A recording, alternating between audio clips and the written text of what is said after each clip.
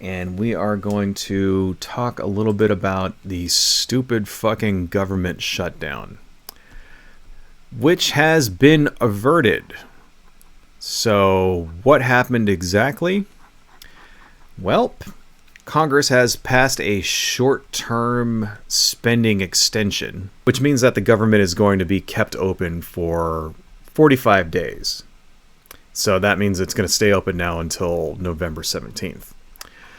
Which, at that point, the extension will have to be extended again, and we're going to go through this bullshit all over again. So the government shutdown is not over with.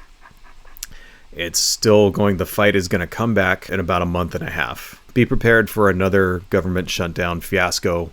Might actually shut down again in 45 days. But for now, the shutdown has been averted. The deadline for this was midnight on Saturday, which the Republicans were just sort of pussyfooting around, not doing their jobs, doing a bunch of other dumb bullshit like impeachment inquiries and all that. Impeachment hearings, they were keeping all that going while there was a looming government shutdown. What happens when the government shuts down? Everything stops. Every single thing out there just that the government does can stop. And that means all regulation enforcement, all immigration and asylum processing, all federal court cases, all government assistance programs, all of that shit stops. The veterans' healthcare, all that stops. If it happens during a certain time of the year, it can affect things like tax refunds getting sent out. That stuff won't get sent out. It can affect Social Security checks not being sent out on time. So yeah, pretty bad. A government shutdown is nothing to sneeze at. It's pretty bad, and it can have bad effects on people. Now, just people basically not getting the help they need, not getting their money. That's what happens every time a shutdown happens like this. And it can usually have pretty bad ramifications for the economy as well, because government spending is a pretty big driver of the economy. You get something like $3 back for every dollar that the government spends into the economy. It generates another $3 in economic activity, something around that line. And so when that stops, it's like people stop spending and shit, slows down, and it's pretty fucking bad, right? So basically, what happened here was that McCarthy is having a sort of Republican civil war with the Freedom Caucus, right? Who are the Freedom Caucus? The Freedom Caucus are the insane MAGA types. The Marjorie Taylor Greene, Matt Gaetz, Louis Gohmert, a couple other people. It looks like Matt Gaetz has kind of become the leader of these people. The fucking howler monkeys, the GOP howler monkeys in Congress. That's the Freedom Caucus, right? These were the people that basically stood in the way of McCarthy becoming the Speaker of the House, and they just kept that vote open for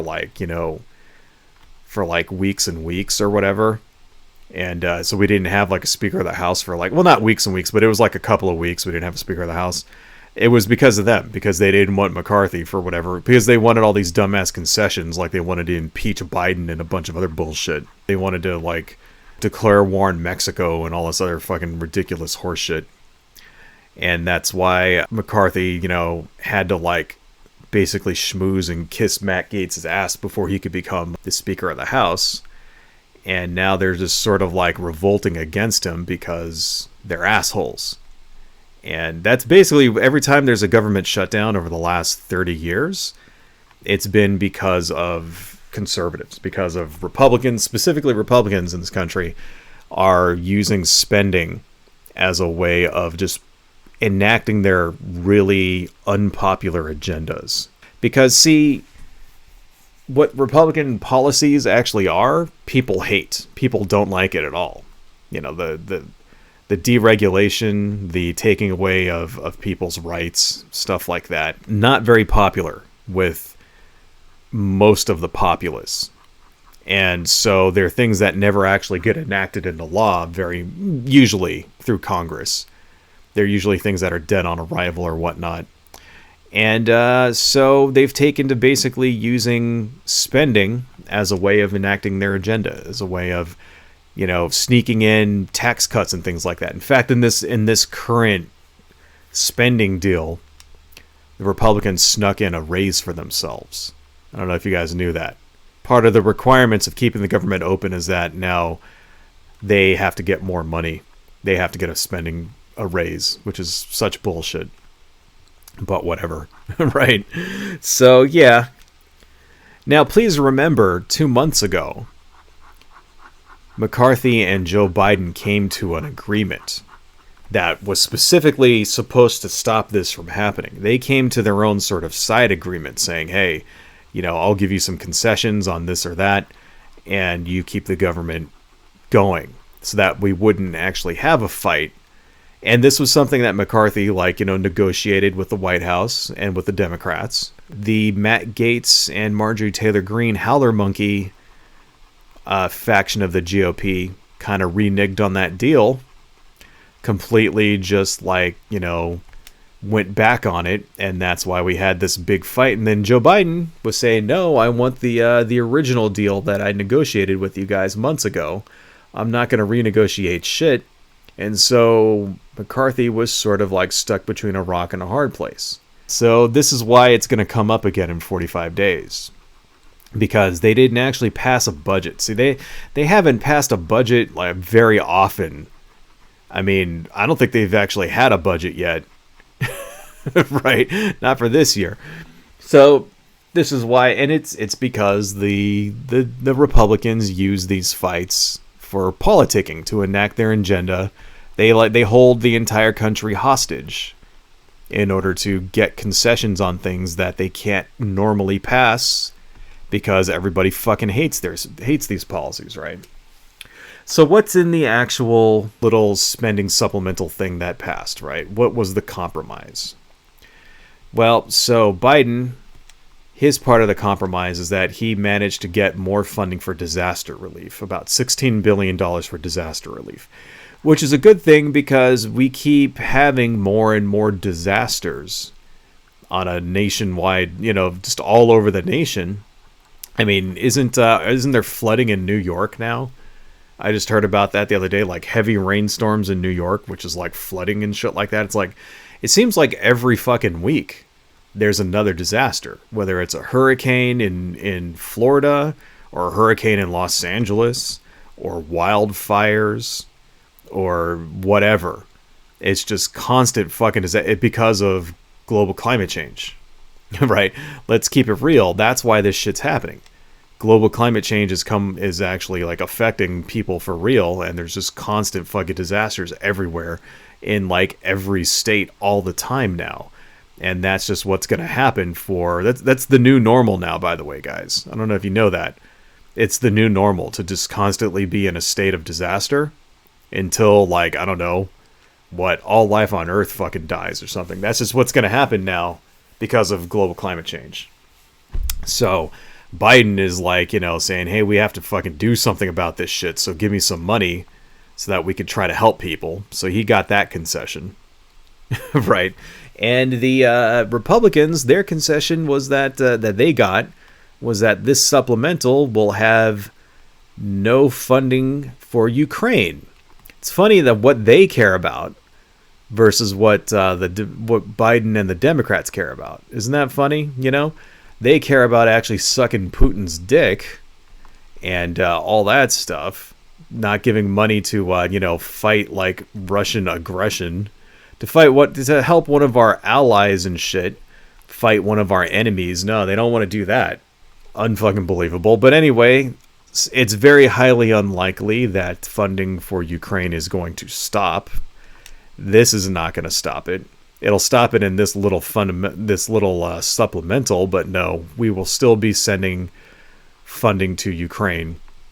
The military-industrial complex is not going to be defeated by the wackaloon Republicans. Now, here's the thing, here's the other thing. Please keep in mind that the Republican Party, the GOP, are not anti-war. They're not anti-war at all.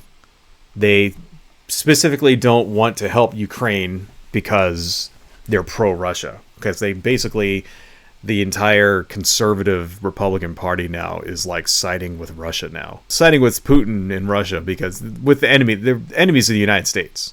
Keep that in mind. Russia under Putin is an enemy of the United States. That their goal is they want to see the United States dissolve.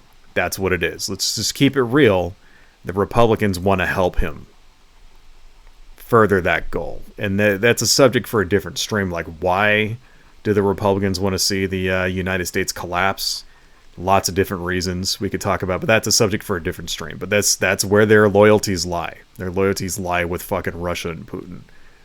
Right? Let's keep that in mind, you know, in some sense. When it comes to this actual like Ukraine conflict, their loyalties lie with Russia. So anyway, Matt Gaetz has gotten a little butthurt over this. He is basically threatening to remove McCarthy as speaker. Remember, he didn't want McCarthy to be a speaker in the first place. They want more concessions, I guess. They want to impeach Biden is what they want to do, right? Now, I've heard this wacky plan before, and I don't really know how much truth there is to this, but I have seen pundits talking about this plan. And this apparently is the reason why Matt Gaetz is so hardcore on impeaching Joe Biden, even though there's zero evidence of any wrongdoing on Joe Biden's part. Why do they want to get rid of Joe Biden so much?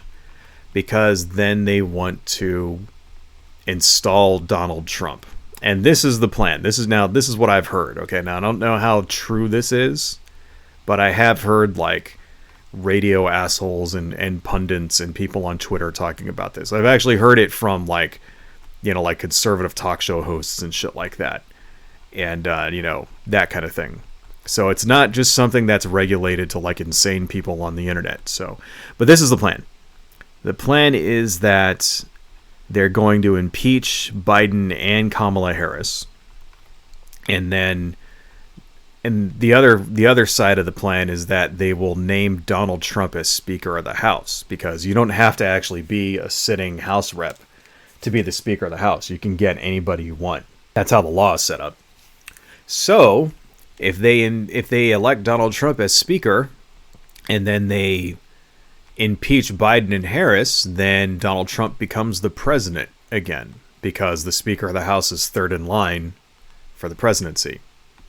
Now that is a wacky, ridiculous plan that has 0% chance of happening, because really you will not be able to convict Biden or Harris in the Senate. That's ridiculous and wacky, and I don't think that ever has a chance of actually happening. But I have heard people talking about it.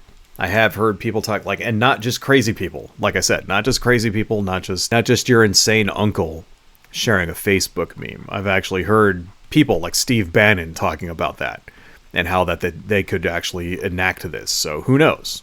Maybe they might be crazy. Maybe they might actually try to do it. Whatever. So yeah, that's what basically happened in a nutshell. It is just once again the crazy Republicans using the budget in order to enact their policies that they can't get passed normally, because the shit that they want is wacky and ridiculous and nobody cares about it. It's highly unpopular. It's because these people are nuts. They're nuts, and they're playing games with the fate of everybody else. Because whenever a shutdown happens, remember, everything stops, right? People lose money. The economy loses money. And not just that, it can have long-reaching, very, very long-reaching consequences.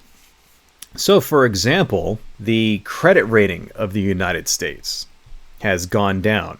It used to be a AAA credit rating across the board, and now it's two of the three credit rating agencies, the S&P and then Fitch, has downgraded the United States long-term credit rating from AAA to AA+.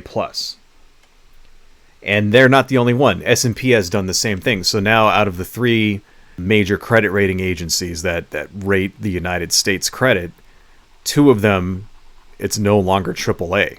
It's now AA plus or whatever. Right. Well, why does that matter? Like, you could sit here and go, oh, well, I don't give a shit. Like, you should care. You should care because that will have major consequences for the economy. Because right now, the United States stocks and bonds are supposedly, they are the safest investment in the world. That's what happens when you have a AAA credit rating. That means that you put in your money and, the bond, let's say the bond has a yield of 10% over 20 years. That means 20 years later, you're going to get 10% return on that investment, no matter what. We can guarantee that. The government can guarantee that because they had until recently a AAA credit rating across the board. So that means that there was very low risk. So every time they wanted to raise money, like say for deficit spending, they were able to do so without any issue. Well, that credit rating goes down, the risk goes up. Less people willing to buy the bonds, harder it is for them to raise money. Well, what happens when your government can't raise money? Inflation. See how this can be very bad for the rest of us? I mean, besides the fact that interest rates go up, it becomes harder to actually buy. Basically, when interest rates go up, the price of borrowing goes up as well. So that means there's less investment. That means less jobs get created. I mean, besides that happening, it can also lead to inflation for the rest of us. I mean, that's what we're kind of seeing right now. And this is because, why did this company Fitch, why did they downgrade it? It has to do with instability of the United States government. Because the Republicans, over the last 20 years, have repeatedly played games with the budget.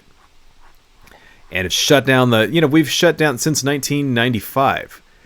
We've shut down the government 5 times. 5 times in 30 years? That's really unacceptable. And every time that it's happened, it's been because of Republicans. Every single time. In 1995, during the Clinton years, it was shut down. They shut down the government. This is when Newt Gingrich was in charge, right? The government shutdown was, first it was only for 3 days. It happened for 3 days, right? And then another 2 months later in 1996, it shut down again for 21 days. And this was because the Republicans, led by Newt Gingrich at that time, wanted to reverse tax increases on rich people. And in order to do it, they wanted Bill Clinton to cut funding for social programs.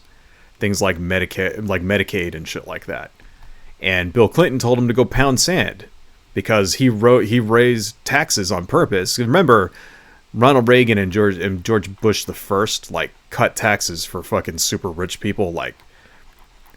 At that point, the highest tax cut in 70 years. They did it, which led to bubbles in the 80s. But that's a subject for another stream.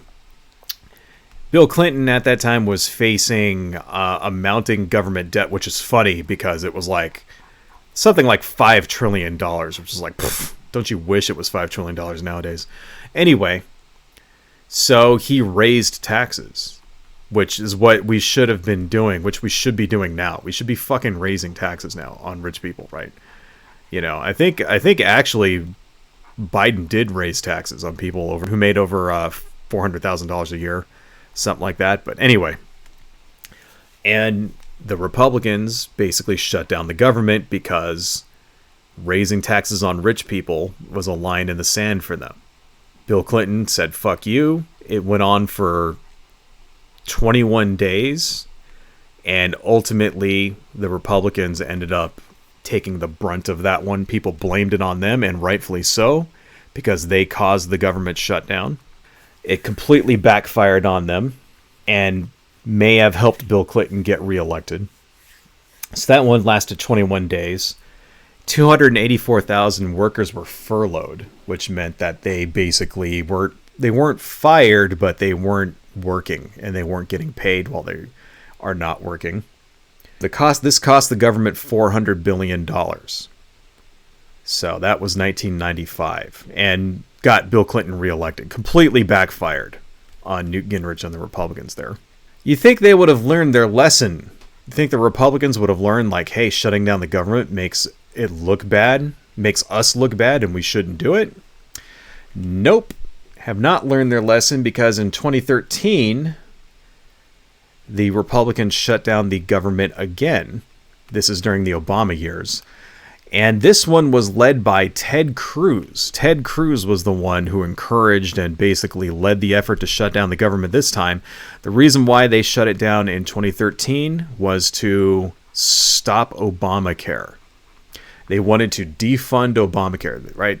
Ted Cruz did this. Ted Cruz shut down the government, right? He's the one that stopped, like, spending bills from going through. You know, he led the effort.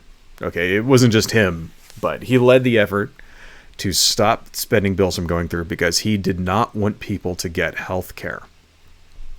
You know, let's not forget, I mean, this is 10 years ago now, so some of you younger kids out there watching might not have been politically active back in 2013. The ACA was a major deal. Getting people health care for some reason was like a giant fucking deal for the Republicans, and they just went absolutely ape shit over it, saying this is communism and all this other bullshit, because it didn't go down as what they thought as well this time either. They got blamed for the shutdown as well. This one in 2013, it cost the government $2.1 billion. That's how much revenue the United States government lost. Furloughed 800,000 government employees. An additional 1.3 million were dubbed as essential workers, which meant that they had to report to work without pay during this period. Imagine that. Imagine it's like, okay, we're not going to pay you, but you have to show up. The law says you have to show up. I mean, would you show up? And this was like people who are like in the military and shit like that. Imagine that. It's like you're being pressed into work. Yeah, this is the greatest country in the world, huh? This is the land of the free, huh? Kind of fucking shit is that? The Republicans did this. This is all because they didn't want people to get health care. I can't emphasize that enough. They were willing to shut down the entire government so you can't get affordable health care. That's fucking Ted Cruz is still a senator. Right? This motherfucker is still out there voting on stuff and making decisions which affect all of our lives. I can't believe that he actually won re-election after this fucking shit. But whatever. So yeah, people rightfully blamed the Republicans for this as well, as they should have, because they're the ones that caused it. That's too dark. Let's go back a little up. Next one here was in 2018. Now this was during the Trump administration, but this time the fight was over immigration. And what it was that the Democrats wanted money for DACA, which is the Deferred Action for Childhood Arrivals. And then they also wanted some assurances that the DREAM Act was going to be enforced. Right. Now, the DREAM Act, of course, and DACA, these are for people who came over to this country as very small children. Say you're an infant or you're like, 5 years old or something, like a toddler, and you come over illegally with your parents or something like that. And you spend your entire life in the United States. That's what these programs are for, so that these people have a path to citizenship so that they don't get deported and have to go back to a country where they have no roots. For all intents and purposes, they're Americans. They're Americans culturally. And it's just because they came over when they were like 2 or 3 years old or something, and they don't have legal, citizenship. Well, it's like, no, it's wrong to deport people. And then DACA, I think, or the other one, the DREAM Act, it's like, it's basically the same thing. Keep in mind, the reason why this was happening is because when Donald Trump becomes president, suddenly they're deporting people left and right.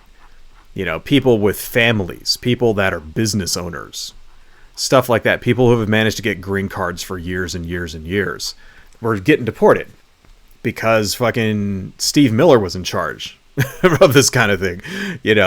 Steve Bannon and Steve Miller, like these assholes, this is when they were taking people and taking their children away and throwing them in fucking camps. This is when that was happening. So, yeah, the Democrats said, no, fuck you, we're going to stop this shit. Trump, for his part, wanted money for the stupid fucking wall. Remember the wall that Mexico was going to pay for? Remember that? You know, I'm going to build this wall. It's going to be the best wall, whatever. Mexico is going to pay for it. How come Mexico wasn't paying for the fucking wall, huh? I don't know how that happened. Suddenly he needs money from Congress? Fuck you. Get Mexico to pay for it. Fucking stupid wall, like you said you would. Right? So that's where this fight fucking started. And I remember Donald Trump getting up and saying, I'm the one that shut down the government, taking credit for it, saying, I want my money for the fucking stupid wall, whatever, blah, blah, blah. Trump didn't get his money for his dumb fucking wall during this. Didn't happen. You know, there was, of course, a compromise, and he did not get his money for his wall. The people blamed the Republicans again, as they should have. I mean, because, you know, this time they could have blamed Democrats, but no, Donald Trump was an idiot, came out and took credit thinking that it was going to, like, you know, resonate with the public or something, and then people told him to fuck off because he's a racist piece of shit. Right? And it's the shit that he's asking for is unreasonable because his stupid fucking wall was always unpopular. People got to remember, even when Donald Trump was elected, he was highly unpopular. People didn't like him, even when he won the presidency. Remember, he lost the popular vote. 3 million more people voted for Hillary Clinton than Donald Trump. That pisses people off when they see that.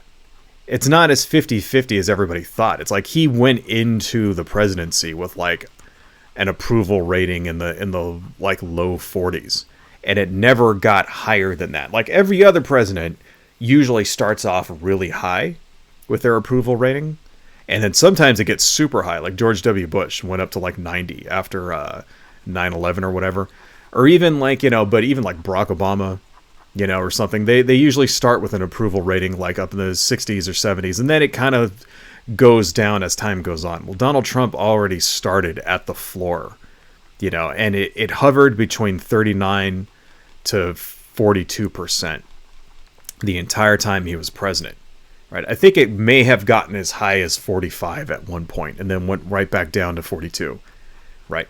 Why is that? Because that was his base. Those are the base of people, the Trump fucking insane cultists who will like him no matter what. Even if there was like a video of him like raping a goat and stomping on a baby's face, right?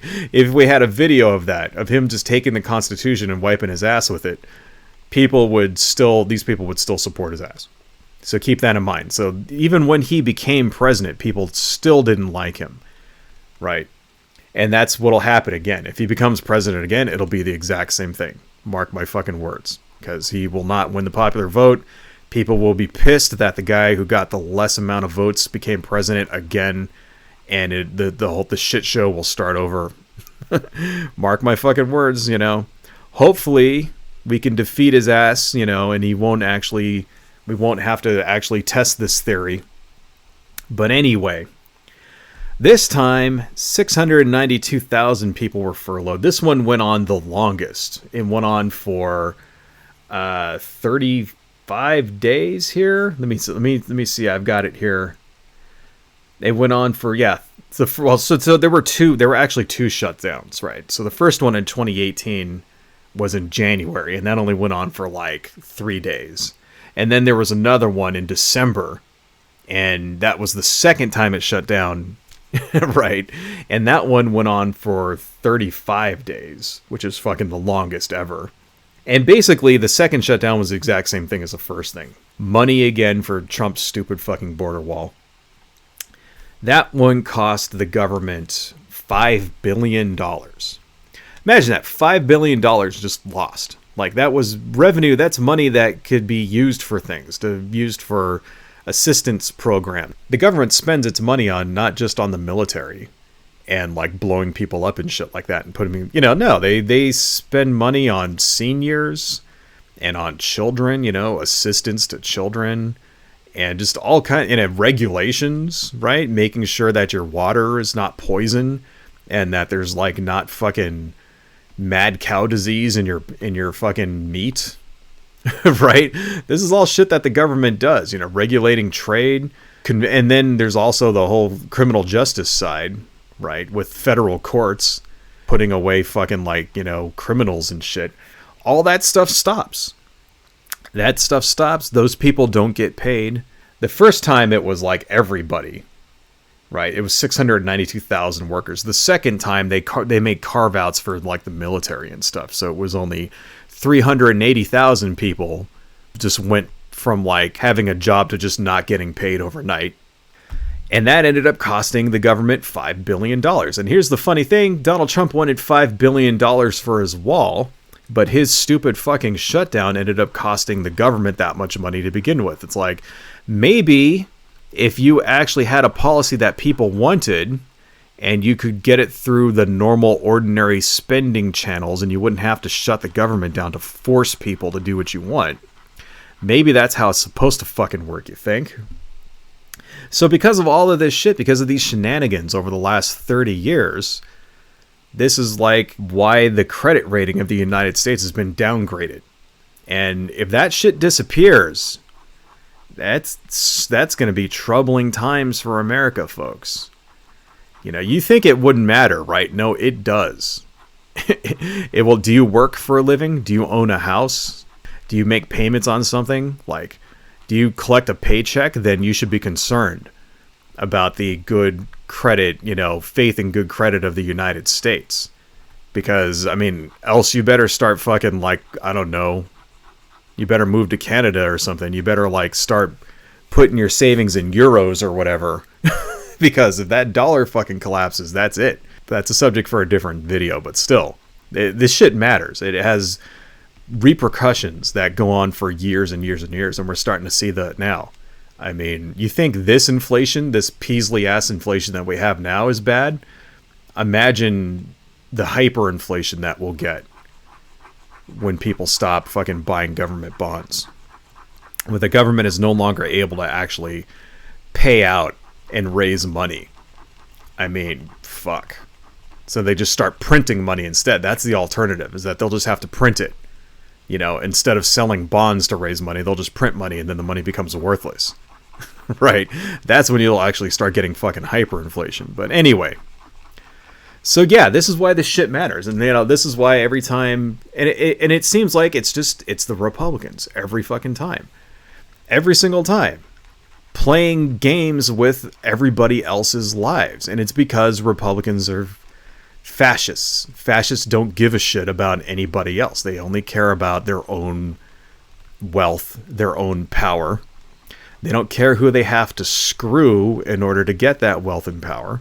This is why fucking it's so important to stop these people from winning elections. This is why it's so important to vote. Because that's the only way that you're going to stop people like Matt Gaetz or Marjorie Taylor Greene from fucking destroying the country. It's there's nothing, all of your direct action, all of your protesting is not going to matter. It's not going to do shit. It's not going to stop them from playing these types of games with the economy, with the government and with the economy. Doesn't matter how many fucking signs you wave around, or how many roads you block, or how many people glue themselves to the fucking street to I don't know, stop traffic. That's not going to stop this shit from happening. The only thing that's going to stop this from happening is for people to show up and cast their vote in the polls so that people like Marjorie Taylor Greene and Kevin McCarthy, right, and fucking Matt Gaetz and Louis Gohmert and Lauren Boebert and all these other fucking insane howler monkey assholes who don't give a fuck about you no longer are part of the government. That's the only... what's the other alternative? What? Violence? Good luck with that shit. Right? No. This is it. So this is why it's important. Get out there and vote, folks. Stop this, because it'll just happen over and over and over. We've already seen what they've got. They don't have any solutions. They don't, and even if they don't care about solutions, right? All they care about is themselves. These people have no fucking business being in government in the first place. Vote all of the bums out. Vote, vote, vote. I don't know how many fucking times we have to say it. Get your ass out there and vote. The younger you are, the more important it is that you get your ass out there and vote. Hello folks, if you like what I do and you want to support the channel, please consider buying something from my Etsy shop, supporting me on Patreon, liking and subscribing, and checking me out across my social media links listed below. Thank you all so much, and see you next time.